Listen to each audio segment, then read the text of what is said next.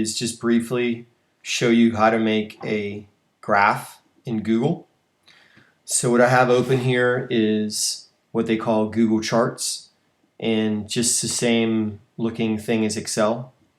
And so what I've done is I've just put in some data for one of the experiments that we did in AP. Just very simple stuff to work with. And so I've got my data table and I want to do a chart.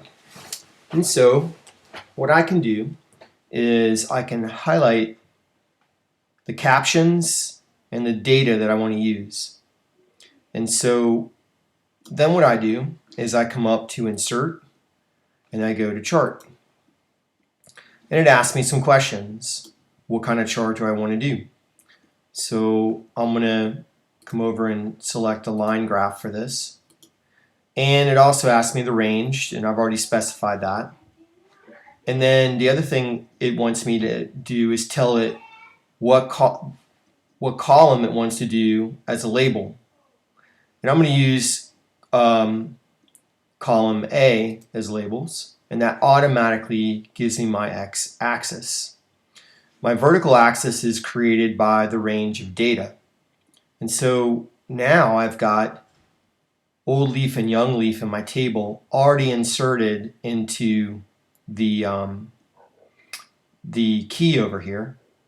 And I've also got my spacing done.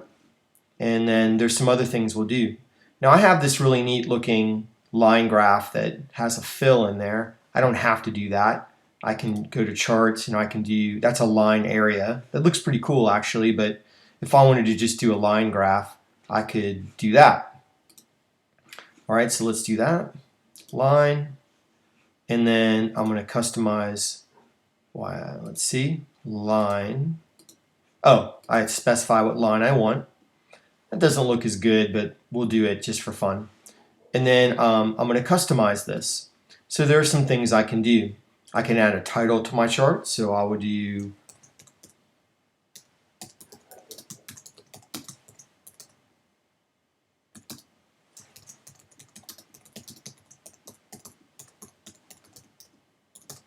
floating leaf disc assay for photosynthesis. In fact, if I want to come over and I could do figure 1, okay, and that makes it a little bit easier. The other thing I can do is if I scroll down, there's some things I can change in the legend where I want it. If I want my fonts bold, if I want to change the font in some way, I could put a background behind my legend if I want to. So if I want to make it like a light purple, whoops, that's background for the whole thing. So let's not do that. All right, so here we go. So anyway, I can come down and I can do some things to the graph also. And now I come down to my axes. So I can have my horizontal axis and I can title that axis. So I will call this, this was time, and that was in minutes. If I want to, I can set my minimum and maximum. So I have 0 to 20.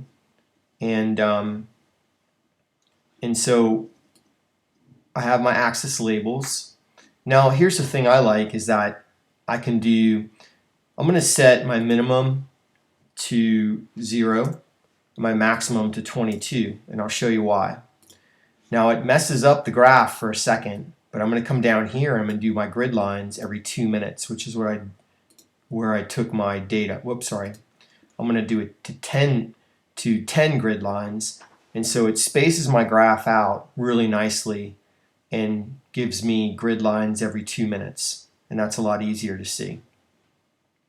Another thing I can do is come back up here and I can pick my vertical axis, and if I need to put a label there, I can do the same thing.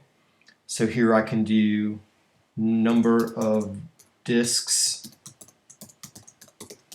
floating, and that automatically changes it. I can bold it if I want to. I can italicize it if I want to. I can change the color of it.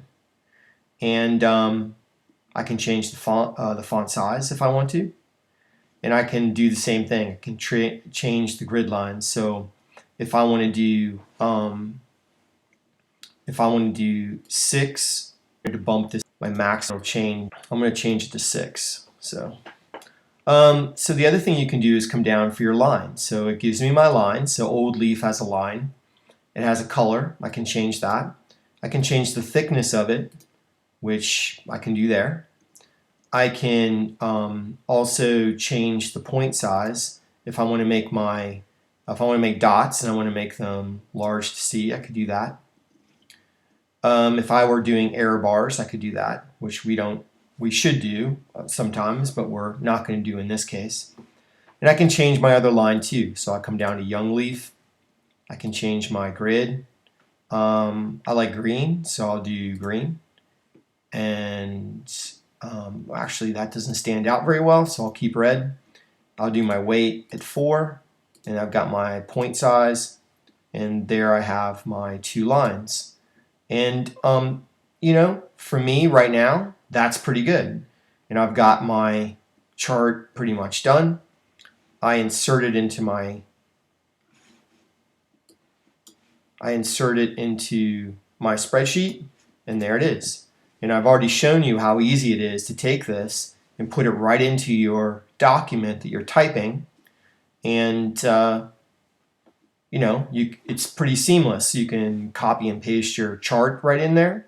You can, by pressing this button here, you can save your image and put it right in there. If you wanted, that's saving it as a file. If you want to just copy it and put it in your document, you can do it there. Now, if you make this and you don't like it and you want to change something, you can click on different things and change them, or you can come up to that drop down and you can do advanced edit, and that'll take you back to where you were. One thing I haven't figured out how to do yet is do different point shapes, like squares or hollowed out circles, but if I figure that out, I'll tell you. If you want to alter a line, you can click on the line, and here this is just for weights and things like that, what color you want it, that kind of stuff.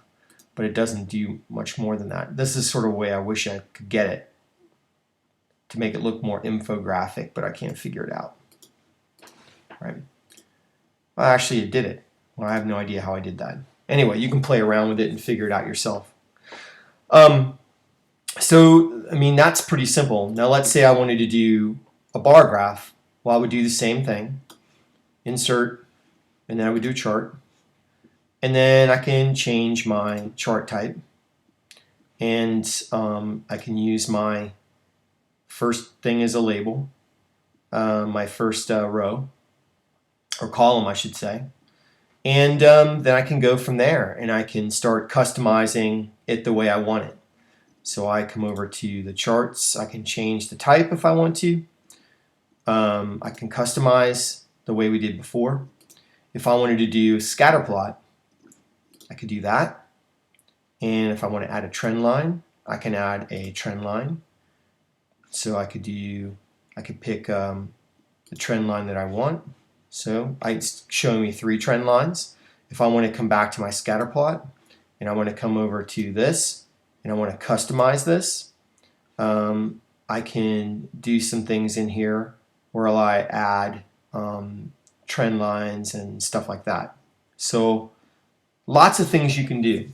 And I think that if you take some time and you get to know this program a little bit, that I find that I even like it better than Excel, because it's kind of minimal. I mean, there's not a whole lot of things to get confused about. You're making pretty basic tables and graphs, which are perfectly good for what we need them to do. And they look good.